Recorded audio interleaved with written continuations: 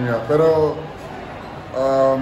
wala pa kami na-achieve eh. Na-achieve namin yung goal namin na makakuha ng best to be advantage sa playoffs. Pero, sa playoffs. Pero, wala yan. Pagdating sa playoffs naman, iba na yung laro eh. So, kailangan maging ready kami, handa kami. So, paghahandaan namin yung playoffs. So, Pakagay yung match nyo against Meralco, kalaban nyo last time. Meralco na ba? Meralco na ba? Yun, yun gagawin namin yun, kasi hindi mo basta-basta naman yung Meralco. Porque nasa sila, number 8 sila, champion din pa rin eh.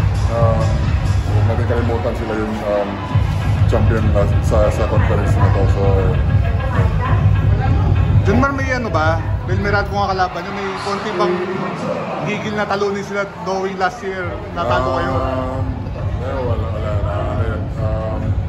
Basta kami, yung goal namin makakuha yung championship, makakuha ng championship ngayon sa All Filipino. So yun yung goal namin. So paghahanda namin yun kahit sino makakalaban namin. So Dun man last conference, masalimuot yung conference nyo eh. Oo nga yun. So, ano ba nakisusi na napalit sa dati yung laro nyo?